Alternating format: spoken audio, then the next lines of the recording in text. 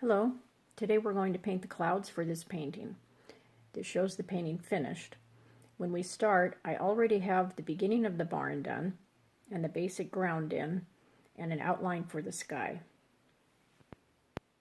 I have the basic part of my painting done, and I'm now going to start on the sky.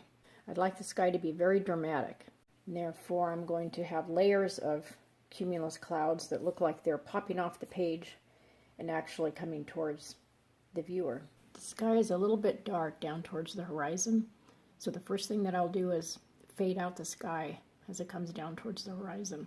Later on, I will also make the mountains a little bit lighter.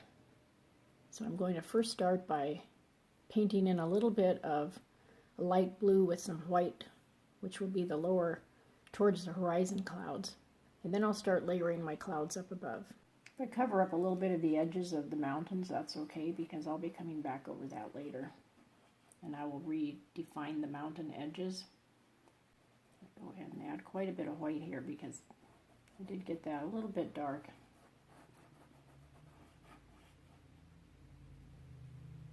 And I'll go back later and fix up the sides. I'm going to take a little bit bigger brush. Just using a little bit of Cerulean Blue and mostly white. Yeah, a little bit larger brush is a little bit easier. And again, if I run over my little barn here a little bit, that's okay too.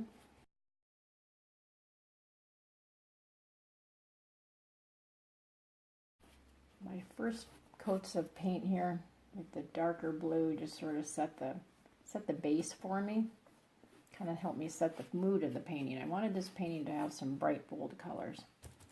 I tend to do a lot of light work that's a little bit more like watercolor. I use acrylics, but oftentimes my paintings look almost like watercolor, and that's okay for a soft effect. Again, I'm going to go over this a few more times to get the clouds on there, but I just need to lighten it up a bit.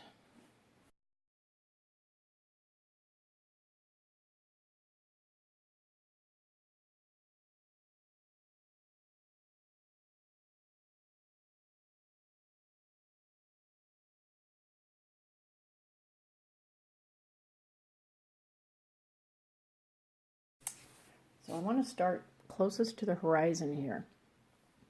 Those are the farthest away, and so they will be stretched out thinner. And then as I come forward, I'll keep putting down layers and layers of clouds, and I'll have a lot of underside shadows, and the clouds will get larger and more billowy as I come up the page, up the canvas, so that we have that feeling of the depth, so they look like they're just flowing out at us. Shadow of clouds are usually not actually black. I'm going to try a little bit of Payne's gray, and I will have a little bit of black on my palette. But black can be pretty harsh, so you have to be careful with black. If I want to add a little bit more of a stormy look to this, I can throw in a little bit of brown. I use Grumbacher warm gray quite a bit. It's a very nice neutral tone. It's a little bit more to the beige. I use that along with Mars black. So I'll just kind of see how these work out. So since clouds are never actually totally white, I'm going to start right out with a little bit of a mix. A little Payne's gray on the underside, that gives a little bit of shadow. I don't really want the eye to find these clouds right away. I'm kind of starting with the shadows, as you can see, and then I will go back later and add bits of white. I'm just going to play around with it until I get the feeling that I'm looking for. I have to think about what way your light is coming from too, and in this case the light is to be up above, behind this upper cloud, coming from back behind and lighting up the edges of the clouds.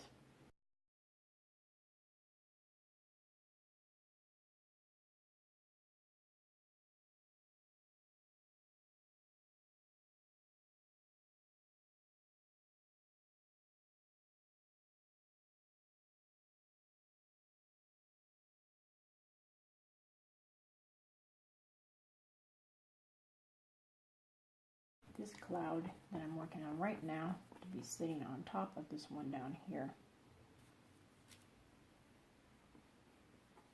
This is one very large cloud up here with piece coming out underneath it.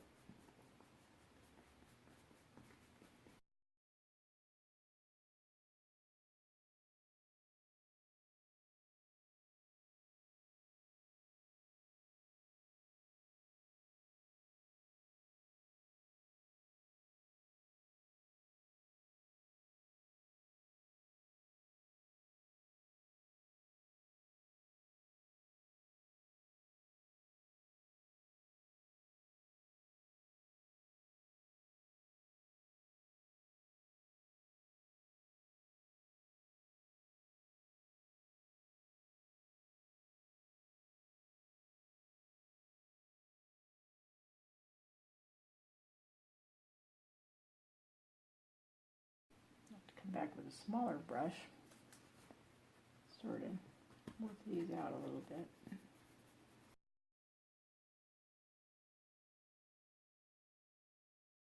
I want these clouds down along the horizon to be a lot softer than they are. So I'm going to work on those a bit. And another thing that I can do is actually kind of scrub these out a bit. Soften that up a whole lot. If you have an old frazzly brush that you think really isn't any good anymore, keep it, because it can do some amazing things for you.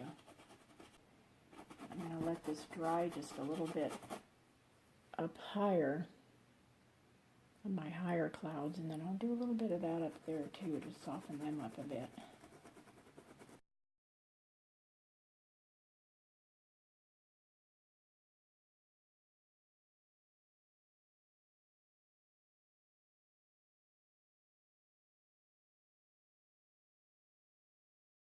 At this point, I think I'm going to stop on the clouds because I want to get the rest of my painting done.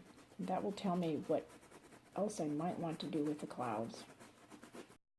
Down here I'm going to be darkening up my road a little bit. I'll finish the barn and I'll finish the detail of the foreground. I'll work a little bit on the mountains so they kind of blend a little bit better with the sky. And I can see here I need to blend this a little bit better too. So there's a little bit more work to do on the sky. I'm kind of liking the way this is looking. I've come back along this underside here and added a little bit of a mix of Payne's gray and white to give a little bit of a shadow here and kind of blend that down with the sky a little bit more. And then I went back and added a little bit of white highlights along in here. And I blended Payne's gray again with white so that it comes down to a bit of a darker edge here, so you can tell that this cloud is in front of the one underneath. It's also a little bit larger, and it has some white highlights up towards the top. Now I'm just starting to work on this side. I want to soften the clouds up a little bit and kind of blend them a little. Sometimes it takes many layers of paint. It's kind of hard to tell sometimes. You just have to kind of play around with it if you want to have a sharper edge. And you can have a sharper edge if the sun is catching it right there. Otherwise, you kind of want it to be blended out pretty well. I kind of like these feathered edges along here. Other edges I blended nicely. You can see a little sky peeking through. Some of it is just sort of personal taste. I'm putting a little bit more water on up here so that I can kind of blend this better. Because I want these clouds to catch the eye just sort of for interest, but not take over the painting. Now I'm going to darken up the road a little bit down here because there's just not quite enough difference in the value of the road with the grasses. And I'd like to make these a little more golden as well. For my road, it's supposed to be an old dirt road. I'm going to be using raw sienna and burnt umber with a little bit of Payne's gray. Payne's gray is what gives it a little bit of darkness, and I'll go back later over that. Kind of makes it look like you have little ruts in the road and uneven areas. And again, I don't want the eye to go right to the road, but I don't want the road to blend in with my grasses either. What I do is I like to just dip my brush in one color, and then I might dip it right in the other color. Other times I will put one corner in one color, one corner in the other.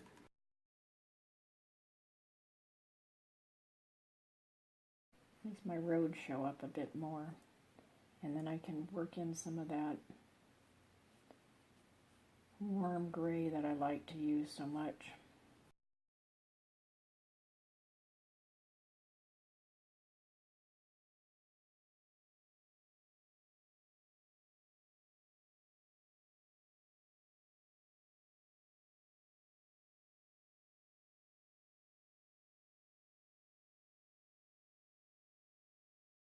Now that stands out as a definite line, so I will go back over that where they want it to be real noticeable. I need a little more brown in there because I know I'm going to make this more gold later on. Little hills in the background, because they're so far away, I don't want too much detail. And again, they need to almost blend with the sky. So I'm going to use a little bit of Payne gray with warm gray. I think that ties in close enough to the sky, and yet you can see the hills. Now I'm going to start with the grasses. Like I said before, I need to brighten this up a bit. I'm going to start back here a little bit, and because this is far away, I want that to not have a lot of detail. And as we come forward, I'll add more color and more detail.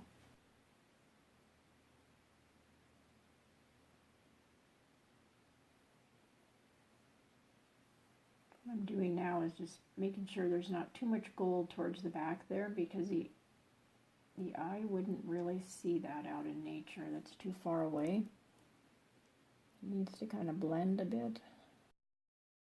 For this sort of thing, I use a narrow flat brush. It's a bright because it's straight across on the end. For skies, I tend to like filberts, which have a curved tip. And this kind of gives me some little bit of a grassy look. And I move around from one area to another because I don't want the same exact color to go down in any one spot. That's how I end up with this effect of lots of different colors. And I'm really just still using only raw sienna, burnt umber, Payne gray, and a little bit of warm gray. I lay down the darker colors first, and then I'll go back and add lighter tones. Maybe a little bit of white. That's a little too much white. It adds a little dimension.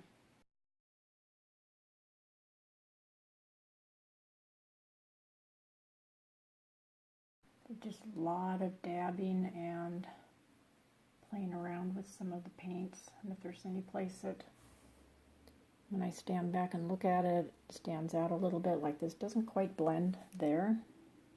So I'll try a couple different things until I'm happy. I have a little bit of Payne gray and warm gray here on my brush. I can go over that and just kind of blend that in a little better.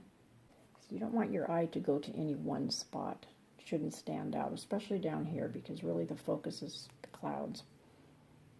And this just adds a lot of interest. Like I said, then you just can kind of keep doing this until you're happy. Kind of play around with like this for a long time. If you're more of an abstract type artist, you could come in and do all kinds of larger, bolder strokes, and the eye would recognize that as a field, and that works really well too.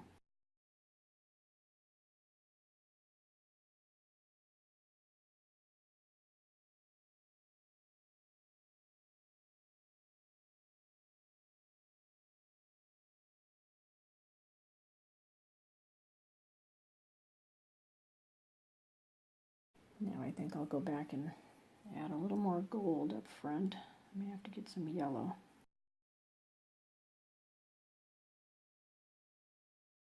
I have an old Frazzly brush that's one of my favorite brushes. I use it for putting a foam on the edge of the ocean waves, about where they crash onto the sure. Actually, this is my Frazzly brush. I think I'm going to try it for these little grasses.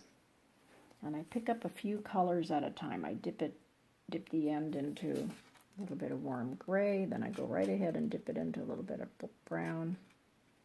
I also just picked up a little bit of this cadmium yellow.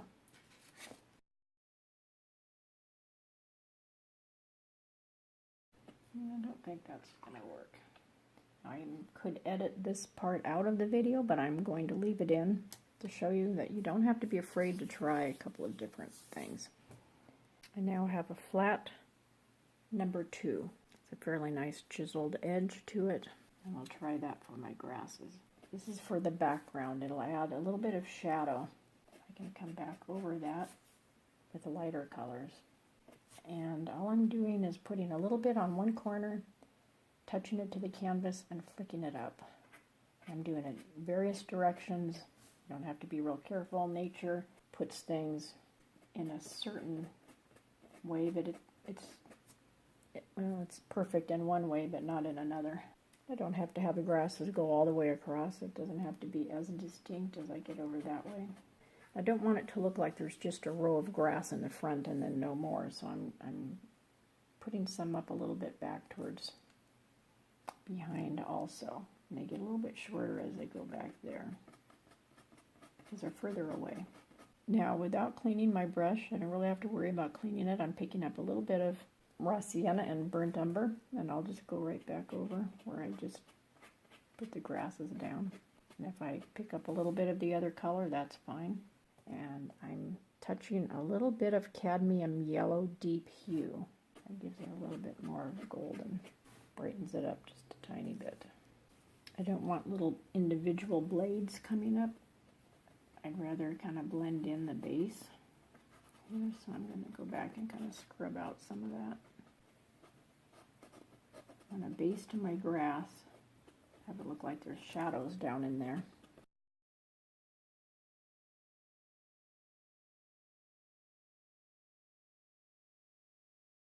I'll just keep working with things until I'm happy. I think that's a little bit better.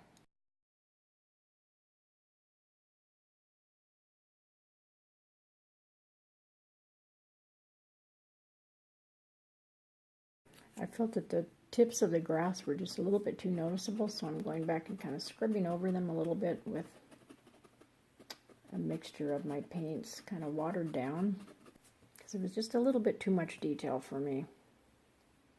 A little too noticeable. Now I'm going to work on my barn. For my barn, I'm using a mixture of some of the same colors that I used before, but I'm going to be using a bit more burnt umber so that the barn stands out a bit more. First thing I need is a good outline.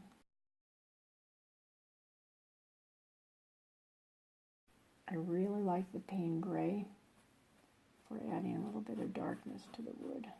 And the barn is an important piece to this overall composition, so I can have a little bit of detail in it. I'm using Payne gray to outline the old boards. I'm not worrying about how straight my lines are because this is an old barn. I'll go ahead and add my outlines first. And I'll let them dry a little bit. That way when I go back over with my lighter paints, I'll know where my boards are. Now I'll just let that dry a little bit before I add in my lighter colors so that I don't smear it too much. Okay, I think it's dried just enough that I will now take, I think, a mixture. It's actually a mixture of Payne's gray, warm gray, and burnt umber.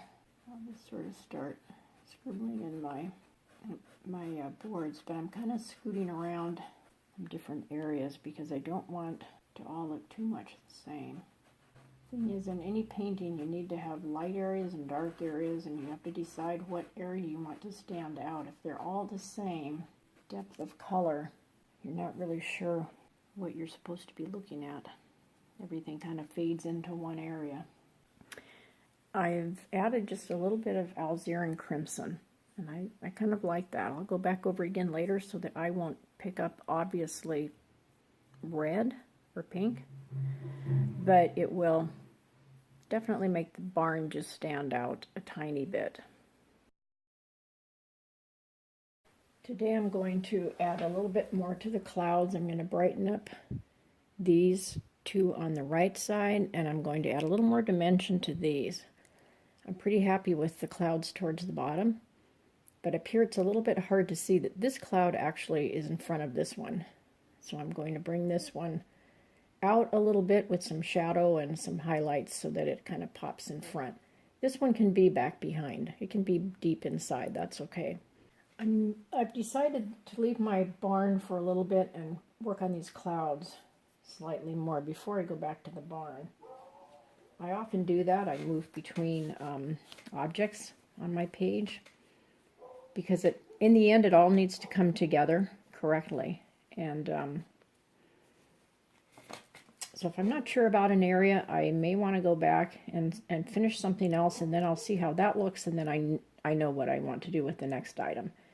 So as I was saying, this still kind of bothers me in here. I want this cloud to definitely be popping forward. So I decided to add just a little bit of ultramarine, Payne gray, and white to mix up a new shadow that will come up a little bit under here, and then I'll highlight it with white.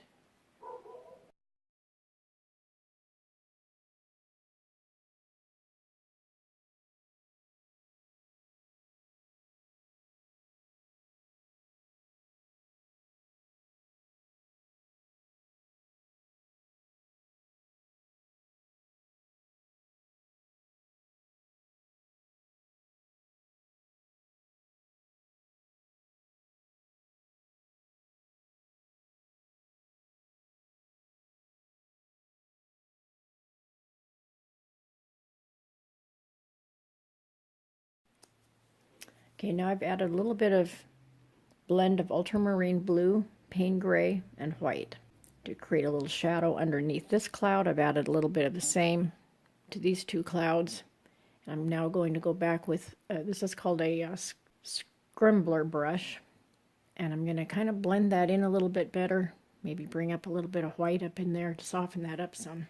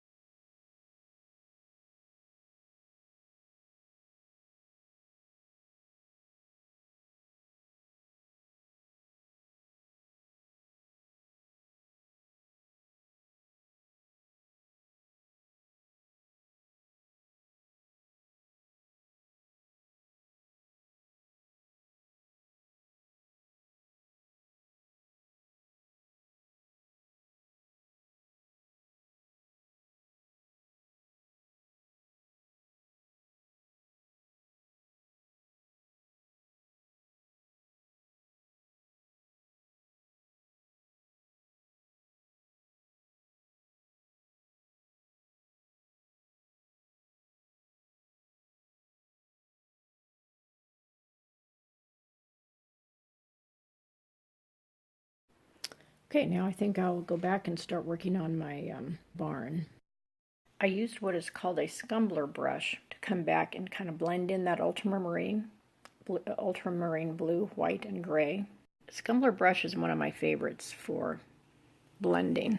You just take it and scrub around, and that kind of blended that in nicely. I also did the same thing on these areas here. I'm now going back and adding just a little tiny bit of detail using a very small brush. It's another one of my favorite little brushes that has just a little bit of a frazzly tip to it. And I'm using that to add a little bit of white lines just every once in a while in the clouds to give it a little bit of dimension and help the edges kind of pop forward a little bit.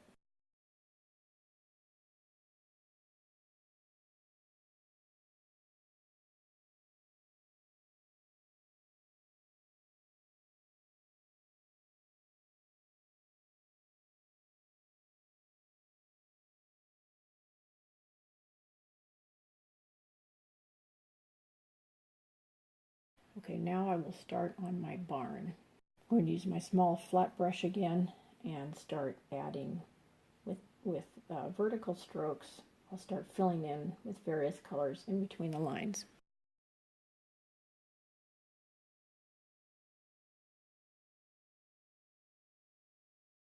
For inside the barn door, I used various colors. I used a little bit of Payne gray and even some black and brown down towards the bottom here, and then I used a little bit of warm gray, kind of drawing it up, and I used brown up at the top. And the reason is I don't want your eye to go right there, but I don't want it to just be one black square either. You want to almost look like there could be shadows and things inside there. You're looking inside the barn door. And I'll do the same thing up at the top.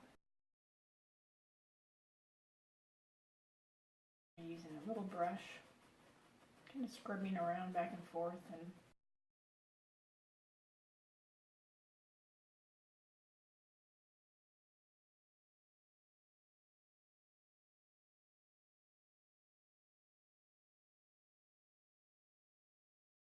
I'll put a little bit of a outline to this opening to give it a little bit of dimension. And again, I don't want too much detail. I don't want the eye to go right there. Now it looks like it's set in just a little bit.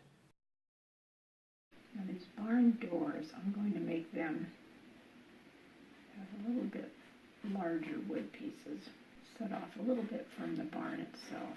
I want them to look like they're open.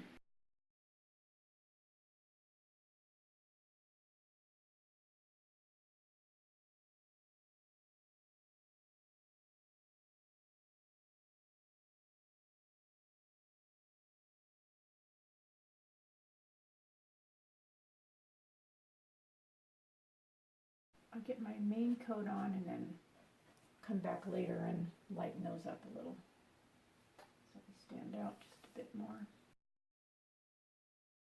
I put just a tiny touch of white on the corners of each of the barn doors, just so that the eye could see that those are corners and the doors stand out just a little bit. I don't want them real noticeable, but I want it to be known that those are doors that are open.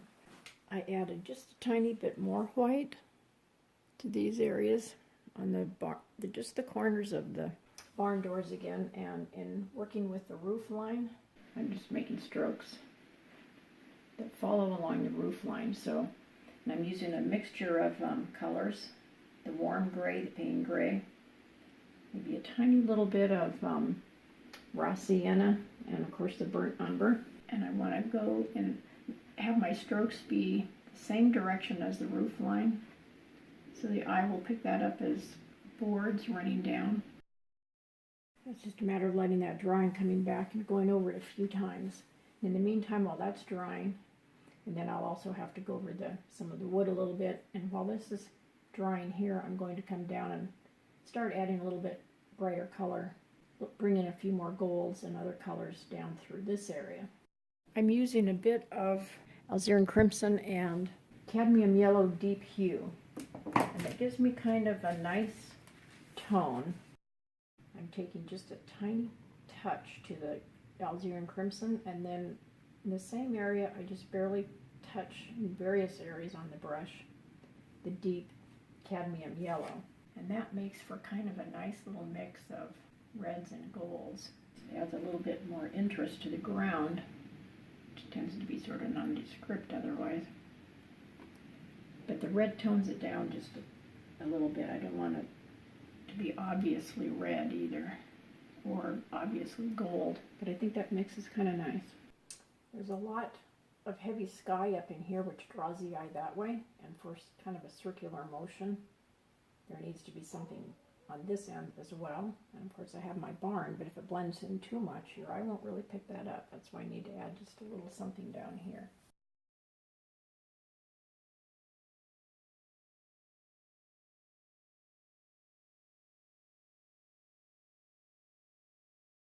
Okay, I think that's pretty good. I'm going to leave it now until it dries, and then I'm going to come back and finish my barn, and then I think I'll be done.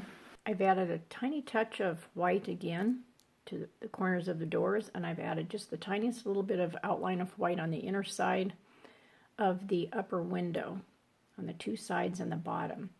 I'm going to add just a little bit of gold around the base of the barn to help it stand out a little bit more from the ground, and then I think I'll be finished.